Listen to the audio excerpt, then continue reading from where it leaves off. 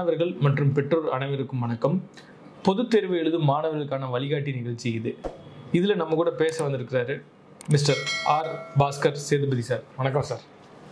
மாணவர்கள் பொதுத் தேர்வுக்கு படிக்கும்போது எவ்வளோ நேரம் படிக்கணும் அப்படிங்கிறது ஏதாவது கணக்கு இருக்கா சார்? இவ்வளோ நேரம் தான் படிக்கணும் அப்படின்னு ஏதாவது கணக்கு இருக்கா? எதுக்கு இது கேட்குறீங்கன்னா, நைட்டு 10 மணி நேரம் படிங்க, 12 மணி நேரம் படிங்கன்னு ஒவ்வொருத்தர் ஒரு ஆலோசனை சொல்கிறாங்க. அதனால நீங்கள் அதை கேட்குறீங்கன்னு நினைக்கிறேன். அப்படி ஒரு கணக்கெல்லாம் கிடையாது.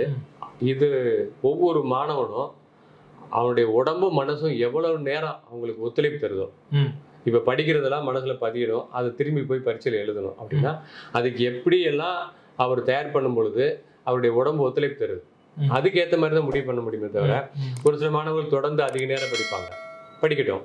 ஒரு சில மாணவர்கள் ஒரு சின்ன சின்ன இடைவெளி விட்டு 1 மணி நேரம் படிப்பாங்க, ஒரு 1/2 மணி நேரம் படிப்பாங்க, திரும்பி கொஞ்ச நேரம் ரெஸ்ட் எடுப்பாங்க, ரிலாக்ஸ் ஆவாங்க, திரும்பி படிப்பாங்க, அப்படி படிக்கலாம். என்ன சொல்ல வரேன்னா, ஒவ்வொரு மாணவனும் இதுலேயும் தனித்தன்மை தான். அவங்களுக்குன்னு எது சரி வருதோ அதை தான் படிக்க முடியும். இப்போ உதாரணத்துக்கு நீங்கள் ஒரு பெற்றோராக இருக்கலாம். ஒரு பெற்றோர் அவர் படிக்கும் பொழுது அவர் 12 மணி நேரம் ஒரு நாளைக்கு படிச்சுதா சொல்வார். அதவே அவர் குழந்தைகிட்டே எதிர்பார்க்க முடியாது. சரிங்களா? அது மாதிரி ஒரு ஆசிரியர் 16 மணி நேரம் படிச்சுன்னு சொல்லுவார், அவர் சாதனை பண்ணியிருப்பாரு, அதவே எதிர்பார்க்க முடியாது. ஒரு சிலர் நான் 3 மணி நேரம் தான் படித்தேன், நான் அதிக மதிப்பெண் எடுத்தேன்னு சொல்லுவாங்க. அது அவங்களுக்கு சரி. அவர் 3 மணி நேரம் தான் படித்தாரு அப்படிங்கிறதுக்காக நானும் 3 மணி நேரம் தான் படிப்பேன், வெறும் 1 மணி நேரம் படிச்சுட்டு அவர் 99 மார்க் எடுத்துட்டாரு அப்படின்னா அதே மாதிரி இன்னொரு மாணவனும் பண்ண முடியாது.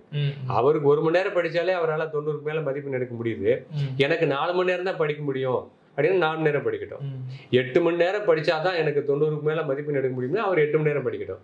அதனால அவருடைய தேவை, அவருடைய முக்கியமா அவருடைய உடம்ப எந்த அளவுக்கு ஒத்துழைப்பு தருதோ, உதாரணத்துக்கு ரொம்ப அப்படியே தூக்கம் சொக்கிட்டு இருக்கோம், அவரால் உட்காரவே முடியாது, அப்ப நான் படிக்க போறேன்னு வேதனையோட படிக்க முடியுமானா படிக்க முடியாது.